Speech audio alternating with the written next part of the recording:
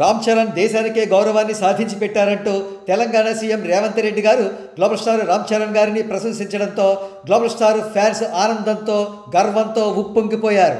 పరిశీలకుల అభిప్రాయం ప్రకారం రేవంత్ రెడ్డి గారు రామ్ చరణ్ గారికి ఇచ్చిన ఎలివేషన్ మామూలు ఎలివేషన్ కాదు, ఎలివేషన్లకే ఎలివేషన్. వివరాల్లోకి వెళదాం.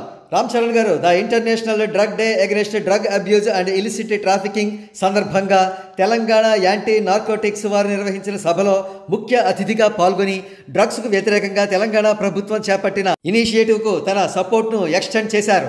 అనంతరం సభకు అధ్యక్షత వహించిన సీఎం రేవంత్ రెడ్డి గారు మాట్లాడుతూ రామ్ చరణ్ గారిపై ప్రశంసల జల్లు కురిపించారు.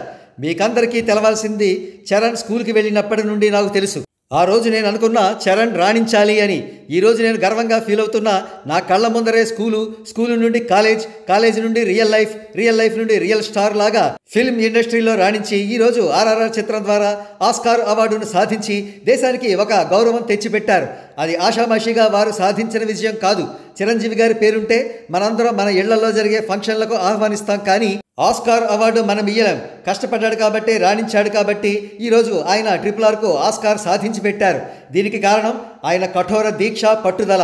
మీరంతా ఆయనను స్ఫూర్తిగా తీసుకోవాలి అంటూ రేవంత్ రెడ్డి గారు రామ్ చరణ్ గారిని కొనియాడారు. చరిత్రలో ఇప్పటి వరకు ఎంతోమంది హీరోలకు ఎన్నో రకాలుగా ఎలివేషన్లు ఎంతోమంది ఇవ్వడం చూశాం, కానీ ఒక సీఎం స్థాయిలోని వ్యక్తి ఒక గ్లోబల్ స్టార్ స్థాయిలోని హీరోకి ఎలివేషన్లకే ఎలివేషన్ అనదగ్గ స్థాయిలో ప్రశంసించడం చరిత్రలో ఇదే మొదటిసారి. అందుకే సహజంగానే గ్లోబల్ స్టార్ ఫ్యాన్స్ గర్వంతో కాలర్లు ఎగరవేస్తున్నారు, మీసాలు మెలేస్తున్నారు.